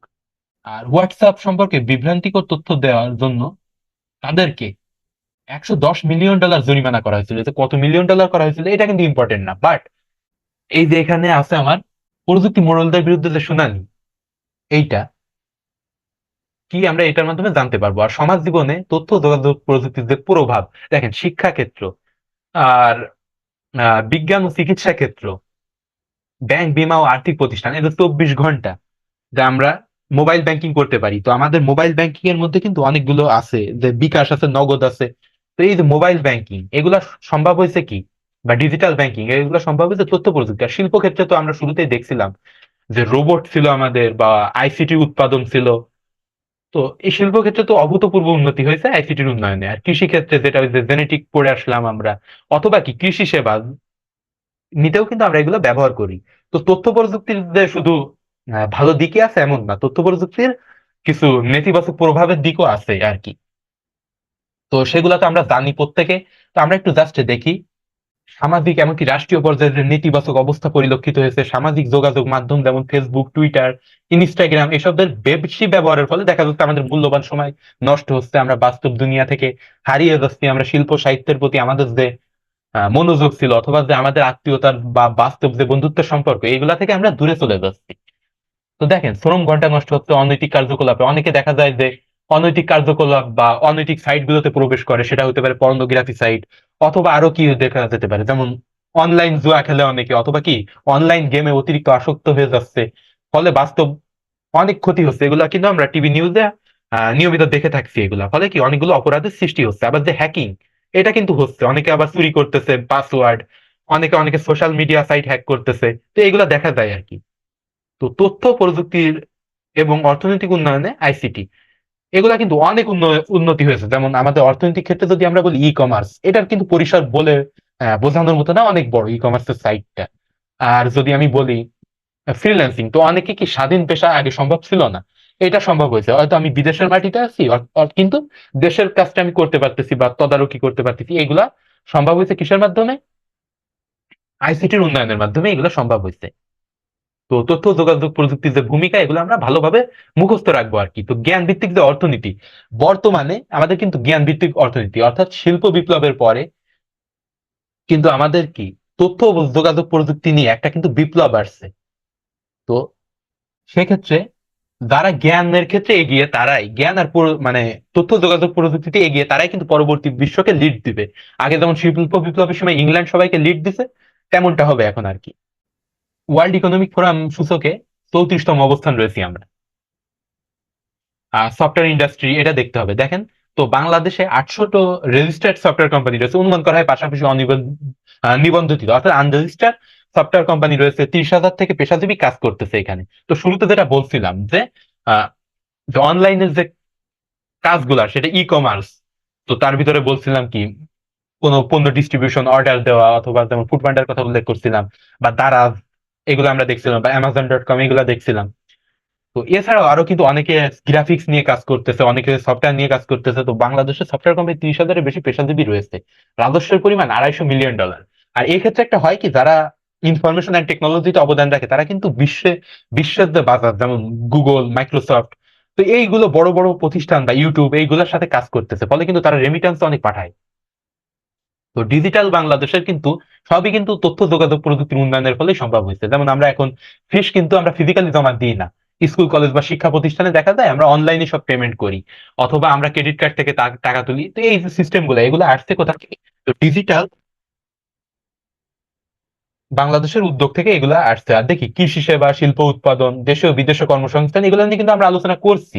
বাট এইগুলা যারা আমরা পড়বো, তারা কিন্তু অনেক ডিপলি পড়বো। যখন পড়বো মানে মনে রাখার মতো করেই পড়বো। তো আজকে এ পর্যন্তই, আমাদের এক অধ্যায়টা আমরা ভালোভাবে শেষ করলাম ইনশাল্লাহ। আমরা, তো এই ছিল আমাদের এক অধ্যায়ের পড়া লেখা, আমরা বেশ ভালোভাবেই দেখলাম। তো আমরা যখন পড়বো, খুব ভালোভাবে পড়বো। আর বিশেষ করে যে অ্যাব্রিভিয়েশন, যে ব্যাপারগুলো আছে, সংক্ষিপ্ত রূপ, অথবা যেগুলা নাম আছে আর কি, যেমন ফ্রিল্যান্সিং সাইট দেখছিলাম আমরা, কি আর্টিফিশিয়াল ইন্টেলিজেন্সের যে সাইট গুলা দেখছিলাম, মানে প্রোগ্রামিং ল্যাঙ্গুয়েজ গুলা দেখছিলাম, বা বায়ো ইনফরমেটিক্সে কি কি ব্যবহার হয় সেগুলা দেখছিলাম। তো এই যে ব্যাপারগুলো আছে, এগুলো আমাদের ভালো করে একটু মনে রাখতে হবে আর কি। বা গ্লোবাল ভিলেজের যে পুরোবক্তা, সেটা দেখছিলাম। তো এরকম কিছু খুঁটিনাটি বিষয় মনে রাখতে হবে। আইসিটি সাবজেক্টটা বেশ সহজ, আশা করি আপনারা খুব ভালো করবেন এই প্রথম অধ্যায়ে। তো আজকের মতো এখানেই শেষ করছি। আল্লাহ হাফেজ।